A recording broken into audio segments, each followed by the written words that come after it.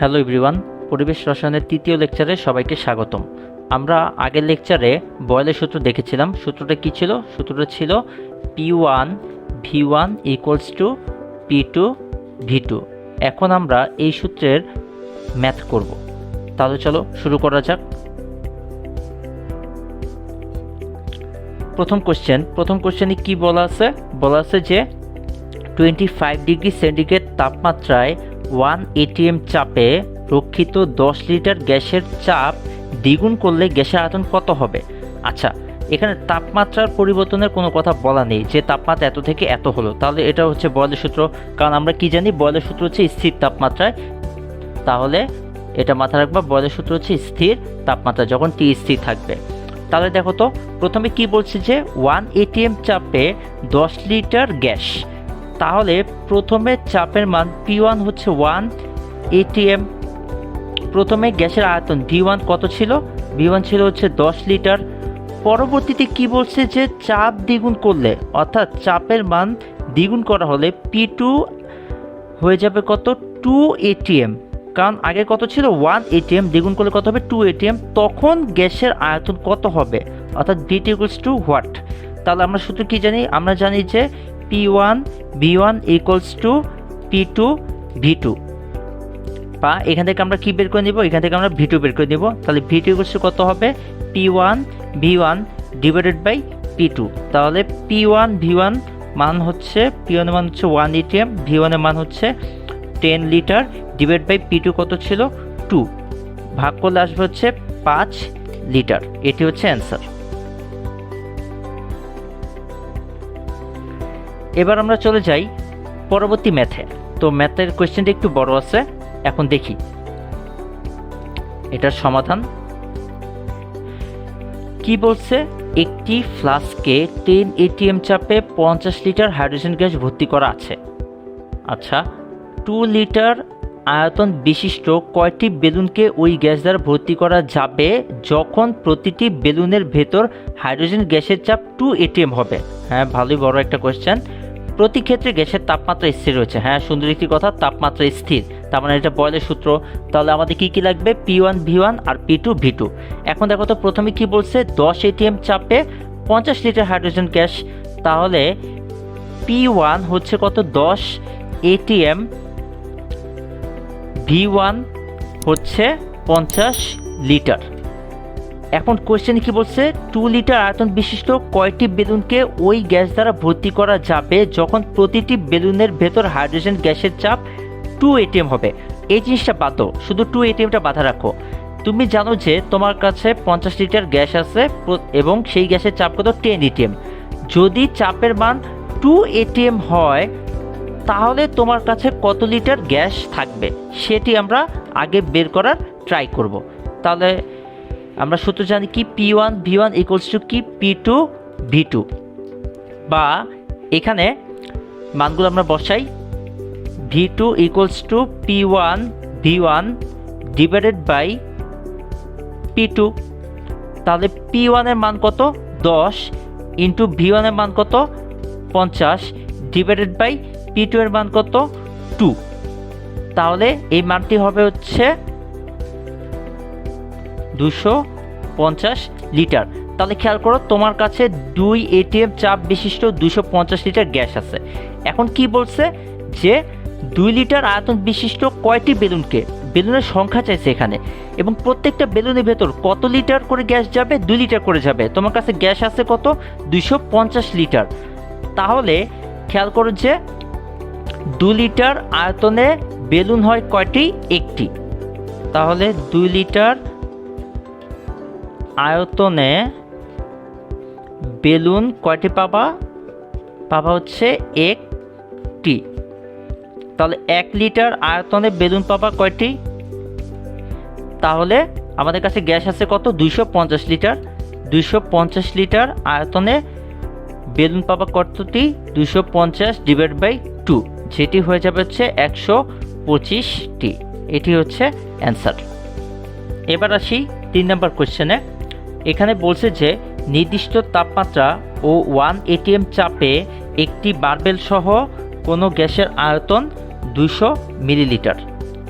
আচ্ছা, মার্বেল সহ কোনো গ্যাসের আয়তন 200 মিলিলিটার, তাপমাত্রা স্থির রেখে চাপ দ্বিগুণ করা হলে মার্বেল সহ গ্যাসের আয়তন হয় 105 মিলিলিটার। ওই মার্বেলের আয়তন কত? ফার্স্টে একটা জিনিস দেখো, তাপমাত্রা স্থির, তাহলে বয়েলের সূত্র সেটি হয়ে যাবে P1 V1 P2 V2, এগুলো আমাদের দরকার।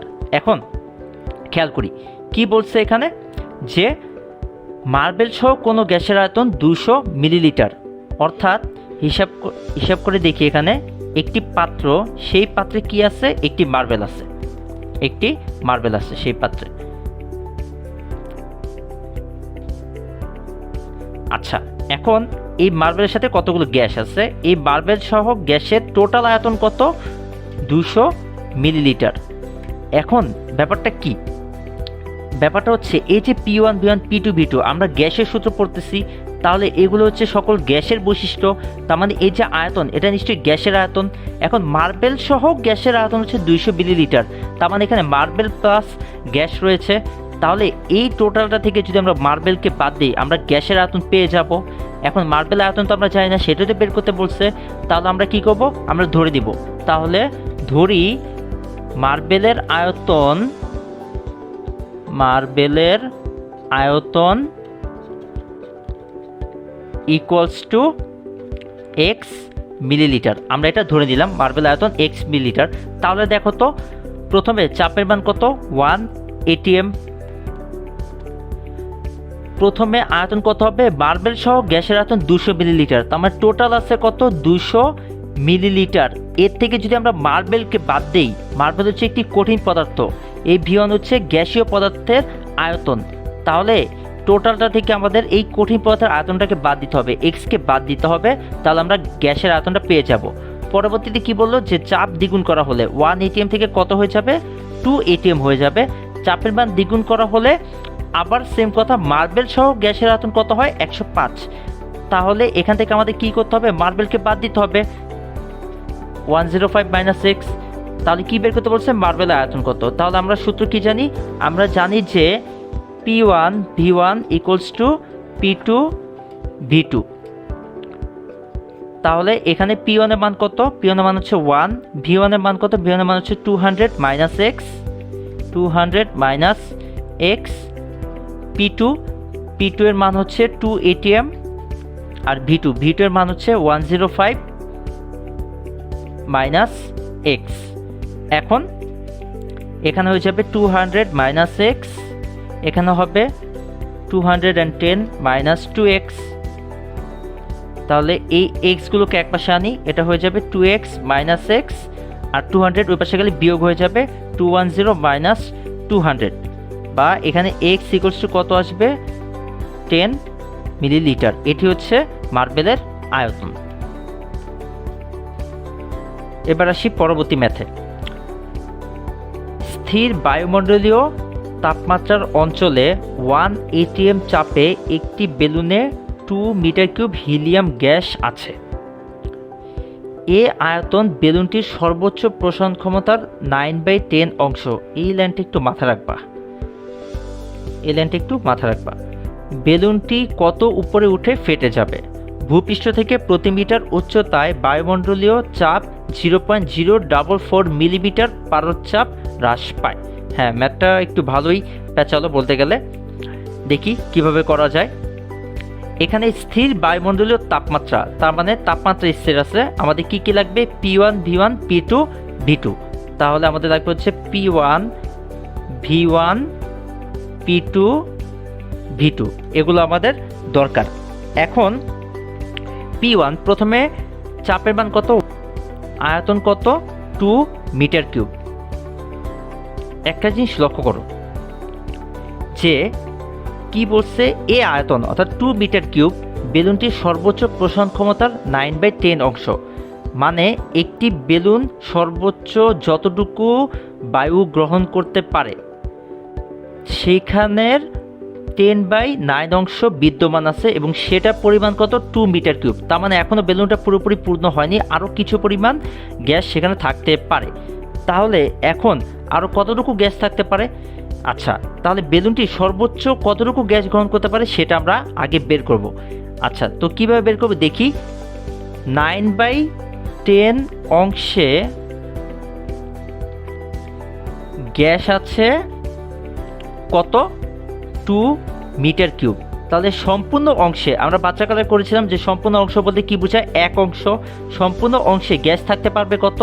গ্যাস থাকতে পারবে হচ্ছে 2 ডিভাইডেড বাই 9/10, যেটা হিসাব করলে কত আসবে? 2 ইন্টু 10/9, এটা আসবে হচ্ছে 2.22 মিটার কিউব। তার মানে বেলুনটা সর্বোচ্চ এতটুকু গ্যাস থাকতে পারবে, এবং সর্বোচ্চ গ্যাস থাকা মানে বেলুনটা টান টান হয়ে থাকবে, তার মানে তখনই সেটি ফেটে যাওয়ার উপক্রম হবে। তো সেই আমাদের কোশ্চেন এটাই বলছে যে কত উপরে উঠে ফেটে যাবে, তার মানে তখন আয়তন কত হতে হবে? ফাটতে গেলে আয়তন কত হতে হবে? 2.22 মিটার কিউব। তাহলে আমাদের এখানে V2 এর মান হচ্ছে কত? 2.22 মিটার কিউব। এবার এই সকল ম্যাথের ক্ষেত্রে যখন এরকম অংশ দেওয়া থাকবে, এটা মাথায় রাখবা যে প্রথমে V1 যত দেওয়া থাকবে তার সাথে যা অংশ দেওয়া আছে তার উল্টোটা গুণ করব। যেমন 9/10 দেওয়া আছে, 10/9 গুণ করব। ধরো 5/7 দেওয়া আছে, 7/5 গুণ করব। তাহলে আমরা V2টা পেয়ে যাব। এবার আমরা কি করব? যখন এই আয়তন হতে হবে, অর্থাৎ বেলুনটা টান টান হতে হবে, তখন চাপের মান কত হবে সেটা আমরা বের করব। কারণ এই চাপে গেলে বেলুনটা টান টান অবস্থা থাকবে, তখনই ফেটে যাবার উপক্রম হবে। তাহলে আমাদের কাজ হচ্ছে P2 বের করা। তাহলে আমরা সূত্র কি জানি? সূত্র জানি হচ্ছে P1 V1 equals to P2 V2। এখান থেকে আমরা P2 বের করে নিব। তাহলে P2 ইকুয়ালস টু কত হবে? P1 V1 divided by V2। তাহলে সব মান বসাই। এখানে P1 এর মান হচ্ছে 1.8, V1 এর মান হচ্ছে 2 ডিভাইড বাই V2 এর মান হচ্ছে 2.22। তাহলে সব মান যদি এখানে বসাই তাহলে P2 এর মান আসবে 1.62 ATM। আচ্ছা, এটা আমরা পেয়ে গেলাম। এবার আমাদের উত্তর এখনও বের করা হয়নি, কারণ বলছে যে কত উপরে উঠে ফেটে যাবে। আচ্ছা, কত উপরে উঠে ফেটে যাবে দেখি। এখন দেখো এখানে একটা সুন্দর হিন্টস দেওয়া আছে, সেটা কি? প্রতি মিটার উচ্চতায় বায়ুমণ্ডলের চাপ এত মিলিমিটার পারদ করে হ্রাস পায়। তার মানে চাপের পরিবর্তন এত হলে উচ্চতা পরিবর্তন হবে কত? 1 মিটার। এখন চাপের কত পরিবর্তন হলো? আমাদের প্রথমে চাপের মান কত ছিল? প্রথমে চাপের মান ছিল হচ্ছে 1.8 ATM, এখন চাপের মান কত? 1.62 ATM। তাহলে চাপের পরিবর্তন সমান সমান প্রথমে ছিল 1.8, এখন হচ্ছে 1.62, বিয়োগ করলে আসে হচ্ছে 0.18 ATM। কিন্তু চাপের পরিবর্তন মিলিমিটার পারদচাপের জন্য উচ্চতা পরিবর্তন দেওয়া আছে। তাহলে একে আমরা কি করব? মিলিমিটার পারদচাপে নিয়ে যাব। এর জন্য আমাদের কি করতে হবে? এর জন্য আমাদের 760 মিলিমিটার পারদচাপ দিয়ে গুণ করতে হবে। তাহলে 0.18 ইন্টু 760 মিলিমিটার পারদচাপে এটা চলে যাবে। আমরা এটা এককের লেকচার আমরা এটা দেখেছিলাম যে আদর্শ চাপের মান কত? 760 মিলিমিটার পারদচাপ। তো এটা করলে আসবে হচ্ছে 136.8 মিলিমিটার পারদচাপ। তাহলে আমরা পারদচাপের মানটা পেয়ে গেলাম।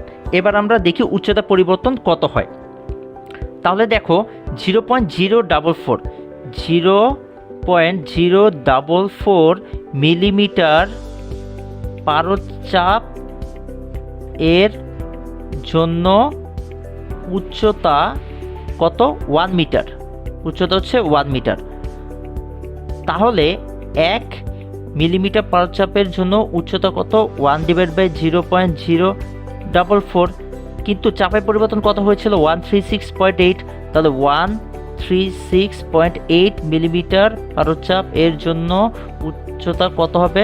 136.8 ডিভাইডেড বাই 0.044, যেটির মান আসে হচ্ছে 3109.1 মিটার। তাহলে এত উচ্চতায় গিয়ে বেলুনটা ফেটে যাবে।